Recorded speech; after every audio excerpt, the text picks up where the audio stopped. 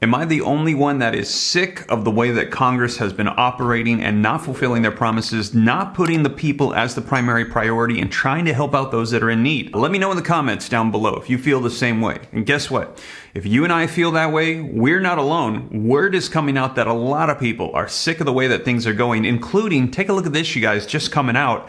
Tulsi Gabbard, she actually ran for president as a Democrat, and now she's saying she's done with the Democratic Party. Today's Democratic Party, she's saying, is too woke. They're too way far off, and she said she doesn't agree with them anymore. She's leaving, and she's not the only one. Let me know your thoughts on this, but we're also hearing, wait till you see the video footage I've got. Polls are showing that the red wave is building and that it looks like Republicans are going to be taking control of Congress. Now, this is going to be huge. A lot of people are just thinking, oh, it's a midterm election. It's not a presidential election. No, this is going to be determining so much for legislation, stimulus, what's going to be unfolding in Congress, the fate of our economy, you guys. This is your breaking news stimulus check update and stimulus package update. Now, where things currently stand. So Democrats have full control of Congress. But wait till you see the video footage. If Republicans take control, they're saying, of the House, it is very likely then we will have a Republican House. And right now we have a split Senate. Now, we're going to be seeing, because what happens in the Senate is going to be huge. And right now, wait till you see the polls. It's kind of split right down the middle. It is anybody's game. Now, Democrats are saying if they can just get 2 more seats in the Senate and maintain control of the House, they're going to push through all those Democratic agenda items that they've been saying they've been wanting to deliver on, which is Social Security, child tax credits, 4th federal level stimulus checks. It was something that they were pushing for before as well. Now, also, Republicans, they're also saying they're going to be providing child tax credits, dealing with the inflation issue, and maintaining control. And just to clarify, all of these stimulus provisions, it's not like the Democrats are 100% supporting it and Republicans do not. It's more of a Honestly, it's more of a political pawn. Whoever's in control, they're trying to push it through. As you recall, former President Donald Trump, he actually passed $1,200 stimulus check, then a $600 stimulus check. And before that second $600 stimulus check went out, you'll recall he stopped the legislation, said send it back, send out $2,000 checks. Now, didn't get support, couldn't go through, but $600 did. Then after that, when things changed, Democrats took control, Joe Biden got into the presidency, he passed a third $1,400 stimulus check. So you've got Republicans that passed 2 checks, $1,800, Democrats that passed 1 check, $1,400. So these provisions, don't think it's one party supports it more than the other. It's pretty much whoever's in control and can get the credit for it, they're going to be promoting these items. So we will see how things go as they switch hands, you guys. But this is all unfolding right now, and we're getting word. It's flipping at this very moment. So let's take a look at the video footage. First, I'm going to share with you Tulsi Gabbard. Then we're going to take a look at the polls so you can see where things stand. And like I said, this is going to be determining everything. This is huge, even more so than the presidency. A lot of people think the president holds all the power. That's not the case at all. As a matter of fact, Congress holds the power of the purse. That means anything having to do with money going out, it's usually having to go through Congress. The president does have the authority to reallocate and reissue existing funds, but he can't issue out new funds, which is why yesterday I shared with you the issue that we're currently having with the student loan debt forgiveness executive action that the president issued. He's being challenged in court. We're going to be seeing if it was deemed lawful or not, and that could be huge for stimulus. I'm letting you guys know right now, the timeline for stimulus provisions and legislation, it's getting delayed by several weeks. It is very likely this is going to get pushed past the midterm elections. And then we're going to see what the structure of Congress is and how that's going to be affecting everything, you guys. But I'm going to keep you up to date every step of the way. Let's dive into this. Before we do, if you appreciate the updates, don't forget, smash the like button. Helps out with the YouTube algorithm. Hit the subscribe button to stay up to date. Totally free. Why not? I'll keep you up to speed on everything going on. Any specific questions, shoot them to me in the DM on Instagram at SteveRam3. Check out the second channel, Steve Ram Finance, to learn about growing wealth. Personal finance. Just released a video yesterday on what I learned in Las Vegas from multimillionaires and billionaires, and they're actually vocalizing the exact same thing that Bernie Sanders is saying right now, which is the economy over the next couple of years, it's going down. It's not looking good, and things are rigged against the average everyday American. Check out that video, and then check out the Bernie Sanders video I released yesterday. Literally, they said the exact same thing. Absolutely incredible. Republicans and Democrats agree. things are bad. And also, you guys, if you need access to everything available across the nation, I've spent the last 3 months assembling state, city, and county checks all over into one place at www.reliefroadmap.com. 3 months, sometimes sleepless nights, poured in tons of time, energy, money, try to make it very affordable. So you pick your price. And the most affordable is less than $10. Just gives you the confidence of knowing that you have access to everything. No guarantee that there's something in your specific location, but just I assembled it all to try to help people out, you guys. But with that being said, let's take a look at this video footage. Let's start off with Tulsi Gabbard switching sides, saying she's done with Democrats. And then let's take a look at the polls so you can see it for yourself. And somebody I want to interview now is Tulsi Gabbard, because, remember, she ran for president as a Democrat not too long ago. She just put out a couple of tweets that are going to have people wondering what she's up to, because she just tweeted, "I believe in a government that is of, by, and for the people. Unfortunately, today's Democratic Party does not. Instead, it stands for a government of, by, and for the powerful elite. I'm calling on my fellow common sense, independent-minded Democrats to join me in leaving the Democratic Party.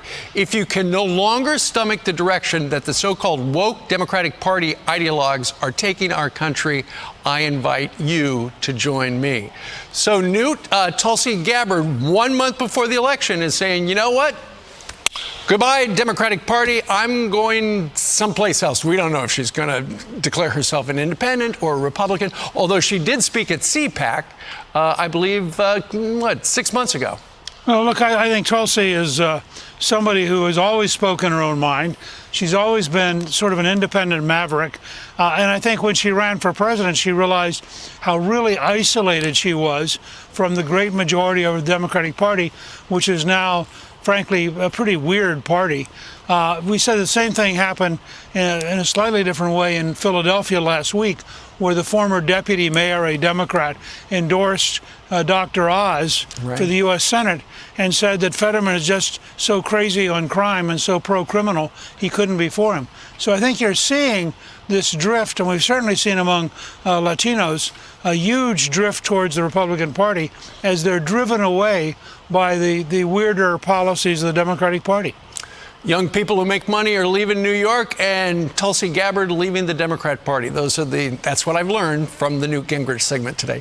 Wow, so there you have it, you guys. But we're hearing that she is not the only one that's no longer supporting the Democratic Party. We're hearing the polls are showing that the House is getting ready to flip to the Republicans, and we're going to be seeing what happens in the Senate. Take a look at this. Go over to Steve Kornacki. Midterm elections 4 weeks away now. He's over at the big board. Steve, we can talk Ohio, big picture. What are you looking at today? Yeah, I mean, I'm sorry if you're looking for me to scream or shout or knock this thing over. We'll do it another morning, maybe. We can see if it works, and we can take you through where some of the big numbers and indicators stand here. 28 days here, 4 weeks to go until Election Day. So we always talk about the midterm election. The president's job approval rating typically has been most closely associated with the results here. And you see Biden where he's at right now this morning, an average of a 42.9% approval rating. Let's take every recent president at this point, 28 days out from their first midterm. What were their average approval ratings? You can see where that 42.9 fits in. It's right there, a tick less than Trump, couple points under Obama, basically identical to Bill Clinton back in 1994. One exception here was George W. Bush. This about a year after 9/11, when his popularity was still stratospheric. And you see what this has translated into in terms of House seats gained and lost in midterms. Again, Biden is right in that range. Trump lost the House. Obama lost the House. Clinton lost the House in 94. Giant gains for the opposition party. Again, Bush, the only exception. So on this metric, Joe Biden is right in that extreme danger zone for a president 28 days before the midterm. What has not quite been tracking with this, however, is another indicator we keep an eye on, and that is the generic ballot. As we ask folks in the poll, who would you want to vote for Congress this year? The Democrat, the Republicans? Who would you want to control Congress? And on this issue, on this trend, I should say, the Republicans do have the edge right now. 0.9 points, 46.1 to 45. 45.2 on average. There has been a slight shift in the Republicans' direction in the last 2 or 3 weeks. Democrats actually had a lead on this back in September. So Republicans have moved ahead, but it's only by 0.9. And what you're looking at here, 18, 14, 10, 06, these are the 4 most recent midterm wave elections where the opposition party made tremendous gains in the midterms. This is what the generic ballot looked like at this point in those races. And again, you can see 4 years ago at this time, you could see that Democratic wave coming. 2010, you could see the Republican wave coming. 2006, the Democratic wave.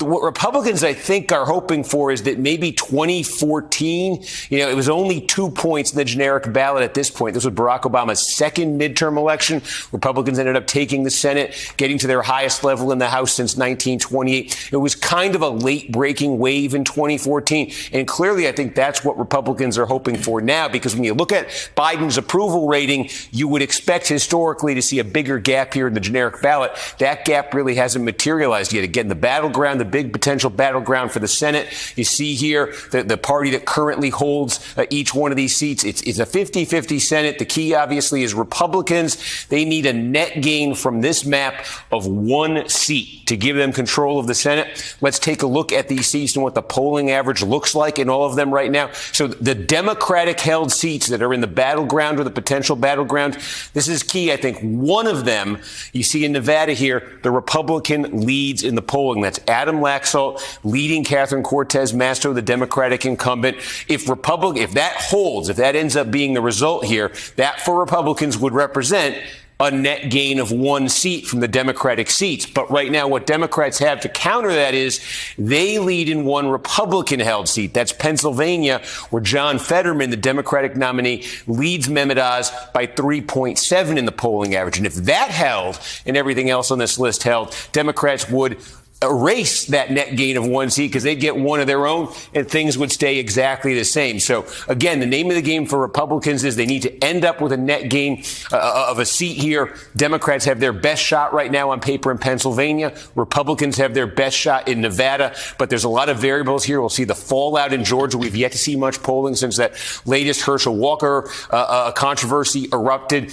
You're just showing in Ohio there. Tim Ryan has been running very close to Vance. And the other wild card here in this is some of these states, Ohio, Wisconsin in particular, the polls since 2014, 2016, 2018, 2020, you've seen some significant misses. The polls have overstated Democratic support in Wisconsin and Ohio in particular in recent elections. That could also end up being a factor, but obviously we wouldn't know that till election night. Man, what do you think's going to happen, you guys? Looking like the House is going to go Republican. We're not sure about the Senate. It's still anybody's game. And like I said, all of this is going to be determining what's going to happen with legislation, stimulus. Right now, it is the fate of the midterm elections. The voters are going to be deciding what's going to be happening. And really, to pass legislation for stimulus, a split Congress is probably the worst thing that could happen. It's going to be very difficult if you've got both sides competing for power. If it swings one way or the other, like all Democrat or all Republican, that would probably be the best for legislation. Like I said, it's not really one party or the other. It's just whoever's in control wants to get credit for it. So if they can push it through, that's more of a possibility. We will see, you guys, but I'll keep you up to date every step of the way. We're about 28 days away. And with that being said, you guys, thank you so much for joining me. Don't forget, hit the like button, hit the subscribe button to stay up to date. Instagram at SteveRam3 with any specific questions. Check out the second channel, Steve Ram Finance, to learn about growing wealth, personal finance, and also www.reliefroadmap.com to get access to the comprehensive list of every stimulus check in the nation all in one place so you don't miss out on anything. But with that being said, you guys, thank you so much for joining me, and I'll catch you in the next one. Take care. God bless. This is Steve.